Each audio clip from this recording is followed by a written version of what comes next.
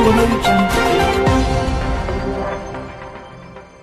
તારીખ 21/8/2025ના રોજ Amroli police station વિસ્તારમાંથી એક ફરિયાદી બેનના 3 વર્ષના બાળકનું કિડનેપિંગ કરી અને એમની જે બેનનો એટલે કે એમનો ભત્રીજો લઈને જતો રહ્યો છે એવી ફરિયાદ અમરોલી પોલીસ સ્ટેશનને મળી હતી અને 3 વર્ષના બાળકનો પ્રશ્ન હોય જેથી પોલીસ કમિશનર સાહેબ અને જોઈન્ટ પોલીસ કમિશનર ક્રાઇમ સાહેબની સૂચનાથી ક્રાઇમ બ્રાન્ચની તમામ ટીમોને કામે લગાડવામાં આવી હતી.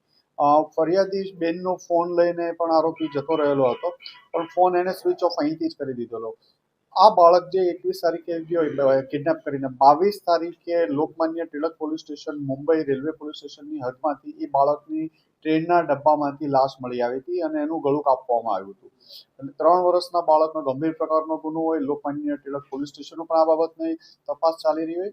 ક્રાઇમ બ્રાન્ચની ટીમો આ તપાસમાં તરત જ ત્યાં પહોંચી હતી અને છેલ્લા 4 દિવસથી ક્રાઇમ બ્રાન્ચના police inspector J N. Zala, PSI Gamit અને અમરોલી પોલીસ સ્ટેશનના સ્ટાફની ટીમો ત્યાં અલગ અલગ વિસ્તારોમાં સર્ચ કરી રહી હતી.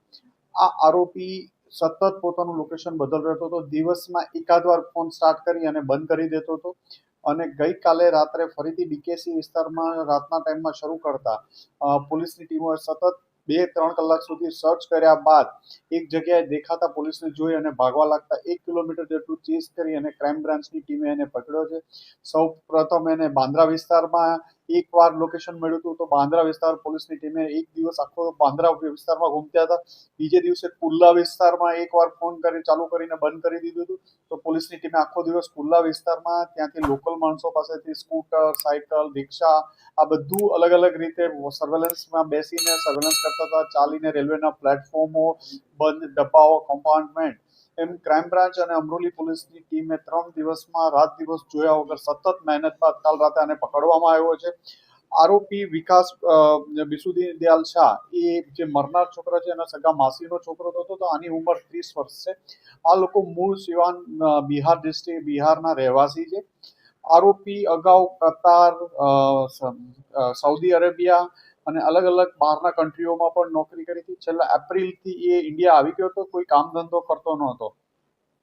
સુરતમાં એમના માસીના ઘરે એની મમ્મી ને એની બેન સાથે અહીંયા આવ્યા હતા 15 દિવસ પહેલા અને એના મમ્મી ને બેન પરત જતા હતા અને પરત જવું ન હતું અને એમની સાથે અહીંયા રહેવું હતું એના માસીના ઘરે અને કામ કોઈ કરવું ન હતું. એના માસીએ કામ કરવા માટે કહેતા એને ખરાબ લાગી ગયેલું હતું. આ અનુસંધાને જ એના માસીના છોકરાને 21 તારીખે બપોરે કિડનેપ કરી 3 વર્ષના બાળકને કિડનેપ કરીને લઈ ગયો હતો.